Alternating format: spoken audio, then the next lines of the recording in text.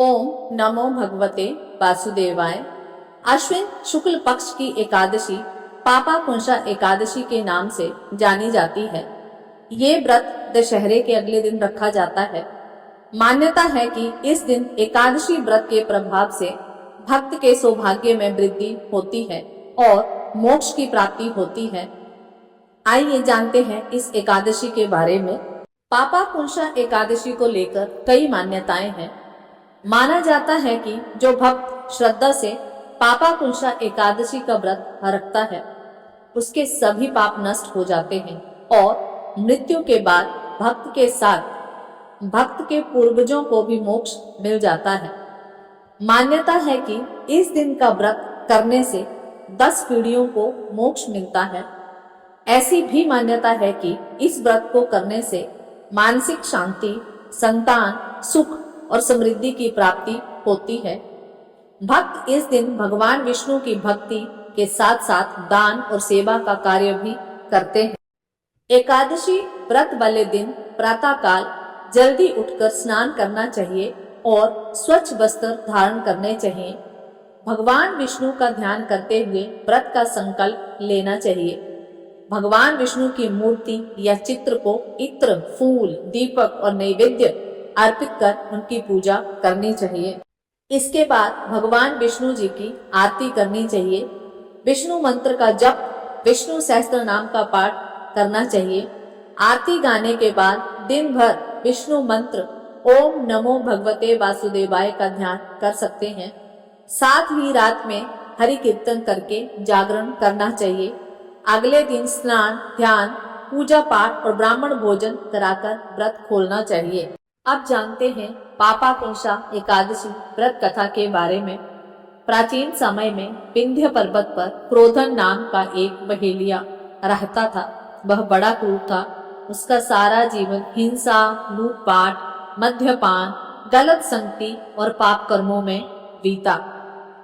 जब उसका अंतिम समय आया तब यमराज के दूत बहेलिये को लेने आए और यमदूत ने बहेलिये से कहा कि कल तुम्हारे जीवन का अंतिम दिन है, हम तुम्हें कल लेने आएंगे। ये बात सुनकर बहेलिया बहुत ही भयभीत हो गया और भटकते भटकते महर्षि अंगीरा के आश्रम में पहुंचा और महर्षि अंगीरा के चरणों पर गिरकर प्रार्थना करने लगा। हे ऋषिवर, मैंने जीवन भर पाप कर्म ही किए हैं। कृपा करके मुझे कोई ऐसा उपाय बताएं जिससे मेरे सारे पाप नष्ट हो जाएं और मुझे मोक्ष की प्राप्ति हो। उसके निवेदन पर महर्षि अंगीरा ने उसे अश्विन शुक्ल की पापाकुंशा एकादशी का विधि पूर्वक व्रत करने को कहा।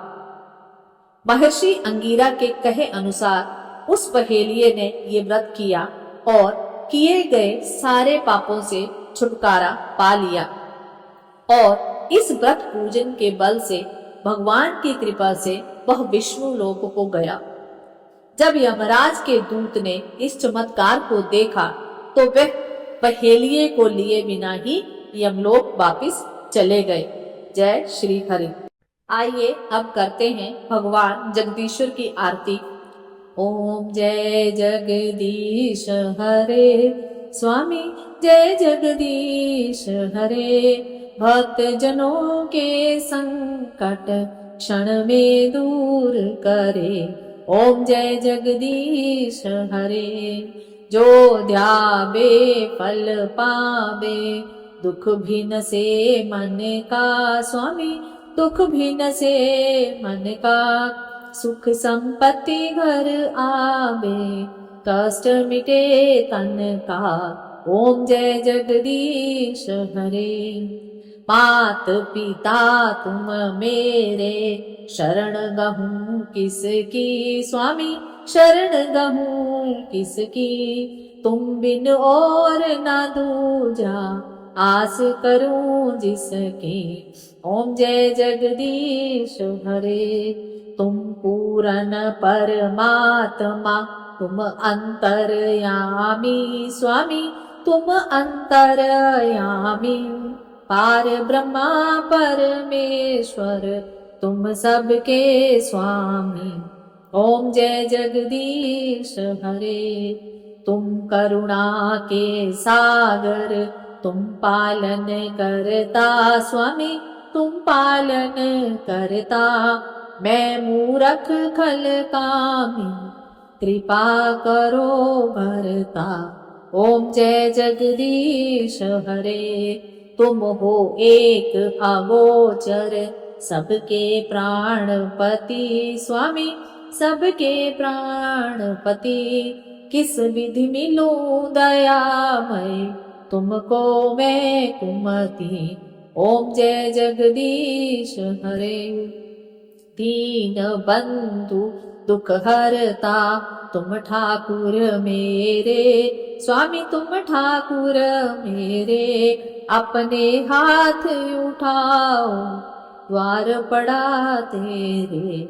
ओम जय जगदीश हरे। विषय विकार मिटाओ, पाप हरो देवा स्वामी, पाप हरो देवा। श्रद्धा भक्ति बढ़ाओ, संतन की सेवा। ओम जय जगदीश हरे। तन मन धन सब कुछ है तेरा स्वामी, सब कुछ है तेरा। तेरा तुझको अर्पण, क्या लागे मेरा। ओम जय जगदीश हरे। जगदीश्वर जी की आरती जो कोई नर गावे स्वामी, जो कोई नित गावे। कहत शिवानंद स्वामी, कहत शिवानंद स्वामी, मनवांछित फल पावे। ओम जय जगदीश हरे। ओम नमो भगवते वासुदेवाय।